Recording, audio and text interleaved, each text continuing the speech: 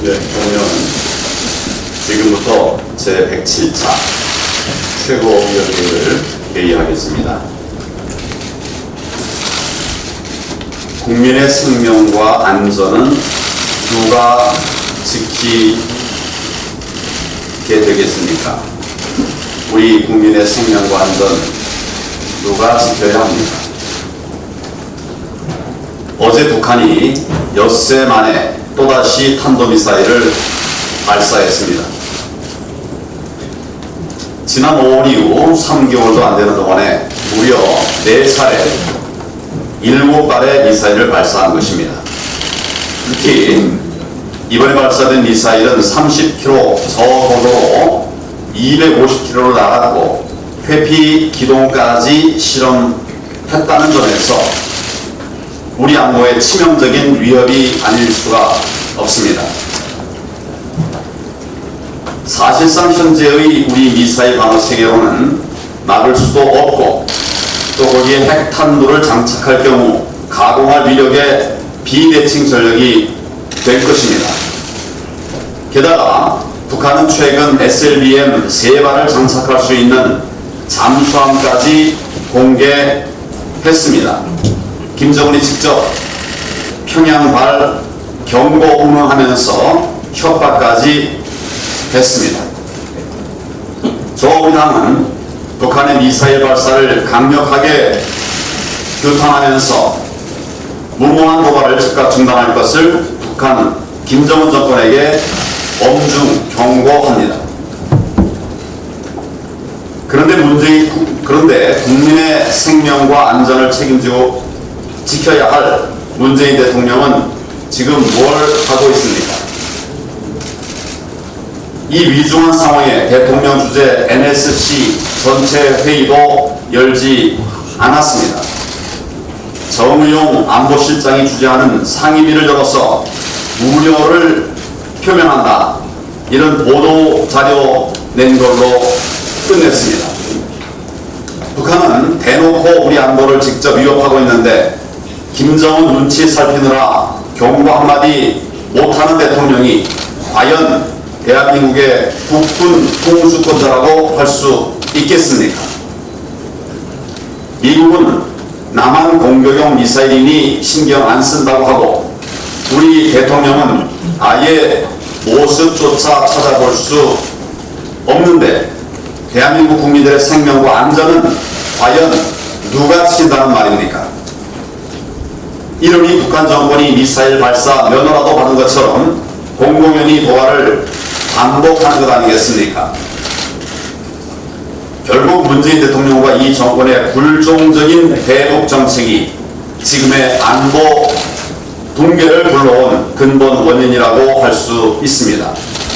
우리의 대북 정책과 안보 정책을 근본적으로 바로잡지 않는 한 북한의 도발 수위는 더욱 높아질 수밖에 없습니다. 휴지 조각이 되어버린 9.19 남북 군사 합의를 즉각 폐기 선언하고 외교안보 라인을 교체하고 유엔 안보리 소집을 요구하고 국정조사 수용해야 합니다. 우리 당의 요구사항을 받아들일 것을 다시 한번 강력하게 촉구합니다.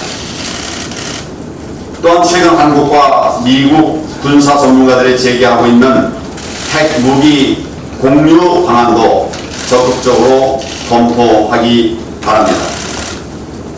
문재인 대통령이 계속 무책임한 침묵으로 일관한다면 국민들께서 더 이상 묵과하지 않을 것임을 엄중히 경고합니다. 경제와 민생보다 선거가 우선입니까? 내일 일본 정부가 가기를 열어서 우리나라의 화이트리스트 제외를 결정할 예정이라고 합니다. 일촉즉발의 상황에 미국이 갈등 중재에 나섰다는 보도가 있고 태국 방콕에서 열리는 아세안 지역 안보 포럼에서 한미일 외교 장관들이 회담을 연다고 합니다. 최악의 사태만큼은 막을 수 있기를 진심으로 바랍니다. 또한 일본 정부가 양국 관계를 파국으로 몰고 갈 극단적 선택을 하지 않기를 다시 한번 강력하게 촉구합니다. 그런데 지금 집권여당 민주당의 행태는 기가 막힐 지경입니다. 국민과 기업의 피해를 막기 위해 최선을 다해야 할 여당입니다. 그런데 한일 갈등이 총선에 긍정적이라는 요지의 보고서를 냈다고 합니다. 지금 우리 기업들은 죽느냐 사느냐 생사의 기로에 서 있는데 이 정부는 총선표 계산만 하고 있으니까 정말 한심하기 짝이 없습니다. 일본의 경제 보복을 조속히 해결할 생각은 전혀 하지 않고 내년 총선까지 끌고 가겠다는 그런 욕심을 드러낸 것입니다. 우리 당은 일본의 오판과 도발을 지속적으로 규탄해왔고 현실적 대안 제시와 초당적 협력 의지도 수차례 밝힌 바가 있습니다. 그럼에도 우리 당에게 악착같이 친일 프레임을 씌우고 반일 감정을 선동해온 이 정권의 의도가 이번에 백일하에 드러났습니다. 결국 나라의 미래야 어떻게 되든 총선만 이기면 된다는 매국적 전국 전략, 잘못된 전국 전략에 따른 것 아니겠습니까? 국가의 주도 세력이 국가적 위기 극복에 힘쓰기보다 이를 정적으로 죽이는 기회로 삼고 있습니다. 집권 여당이 국민과 기업의 고통을 외면하고 표 계산만 한다면 국민들께서 이를 준엄하게 심판하실 것입니다. 잘못된 행태를 국민 앞에 사과하고 국익과 국민을 기준으로 사태의 조속한 해결에 나설 것을 촉구합니다. 문재인 정권이 이렇게 우리 당을 집요하게 공격하고 있는데 우리 당은 하나로 힘을 모으지 못하고 있는 것 아닌가 우려가 있습니다. 참으로 안타깝습니다. 다시 한번 분명히 말씀을 드리지만 제 머릿속에는 친박, 비박 존재하지 않습니다. 저는 인사를 비롯한 어떤 의사결정에도 결코 계파를 기준으로 삼고 있지 않습니다. 민주정당에서 서로 다른 의견이 존재하는 것은 당연한 일입니다. 하지만 당과 당은 국가와 국민을 위한 의견 표출이 아니라 자신들의 정치적인 이익을 위해 갈등을 불러일으키는 것은 결코 올바른 정치 행위라고 할 수 없습니다. 대책 없이 지도부를 흔들고 당을 분열시키는 행위를 한다면 이는 총선을 망치고 나라를 이 정권에 갖다 바치는 결과만 낳게 될 것입니다. 지금 이 순간에도 오로지 당과 나라의 미래를 걱정하면서 묵묵히 땀 흘려 일하는 당원 동지들을 생각한다면 더더욱 그런 해당 행위를 용납하기 어려운 것입니다. 당을 망치는 계파적 발상과 이기적 정치 행위에 대해서는 때가 되면 반드시 그 책임을 물을 것입니다. 반드시 신상하고 필벌할 것입니다. 우리 당의 어려운 현실을 걱정하는 목소리도 충분히 듣겠습니다. 제가 앞장서서 고쳐나가야 할 일들은 분명히 인지하고 있습니다. 저는 어떠한 사심도 없이 당의 혁신에 매진할 것입니다. 그 과정에서 우리 당 구성원은 물론 국민들의 의견을 충분히 수렴해 나갈 것입니다. 저는 반드시 우리 자유 대한민국을 지켜 나가겠습니다.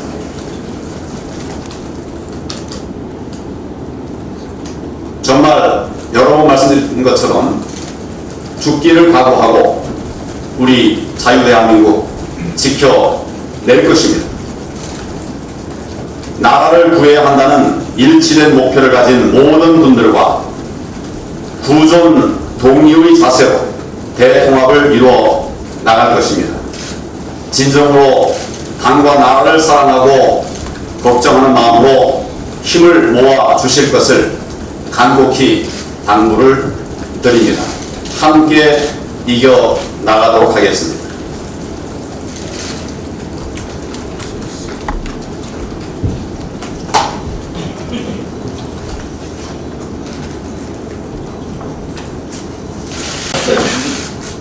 혹시나 했는데 역시나였습니다. 설마 했는데 정말이었습니다. 문재인 정권이 그토록 친일 반일 프레임에 집착했던 이유, 총선 승리 전략 그 이상도 그 이하도 아니었습니다. 결국 본질은 선거용 관제 친일 반일 프레임이었던 것입니다. 민주연구원이 아니라 민중선동연구원입니까? 국회의장, 국정원장, 광역단체장을 훑으면서 관제 선거운동 의혹의 중심에 서더니 이제는 선거를 위해 국가 경제, 안보마저 인질 삼는 정말 못된 심보가 이번에 명백히 드러난 것입니다. 이 집권 세력은 오로지 본인들의 정권 연장, 정치적 이익만 눈앞에 있지 국익도, 외교도, 국민도, 국민의 삶도 모두 안중에 없었습니다.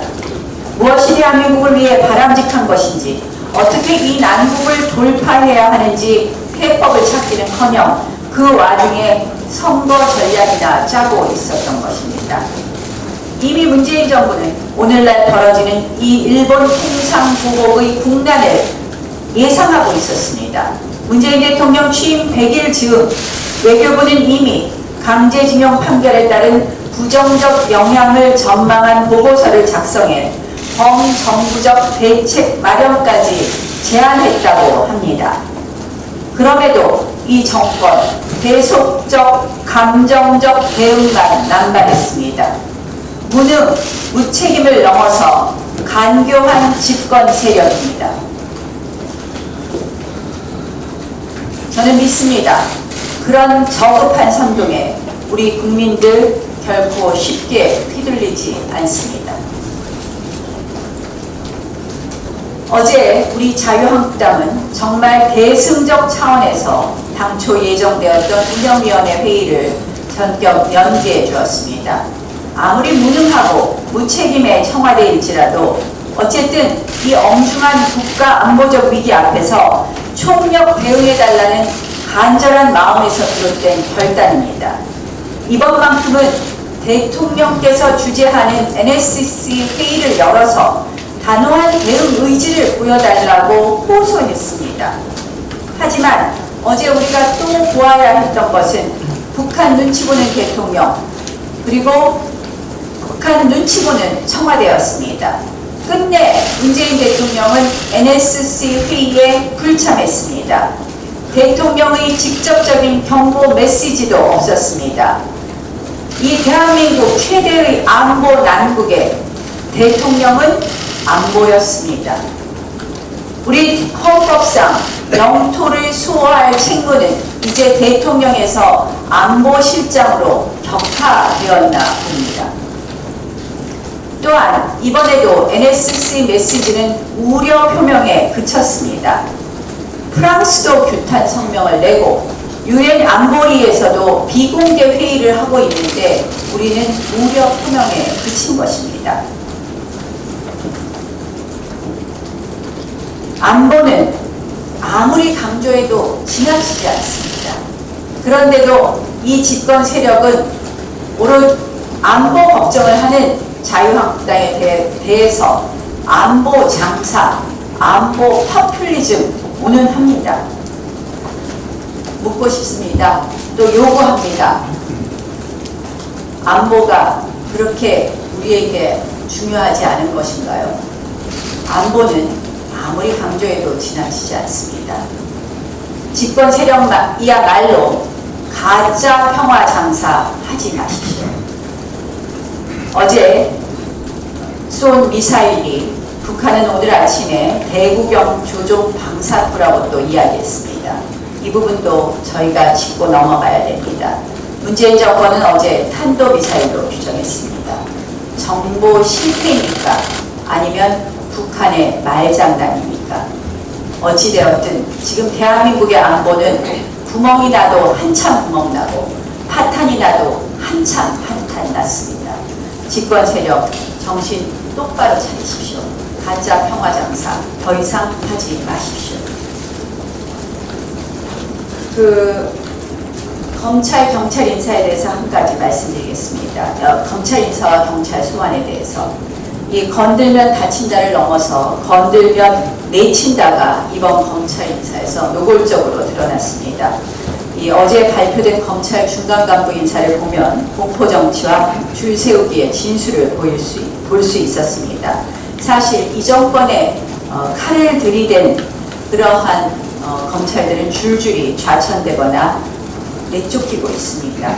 결국 우리가 검찰 인사로 확인된 것은 살아있는 권력 앞에 줄 세우기였습니다. 경찰은 또 어떻습니까? 여당과 소위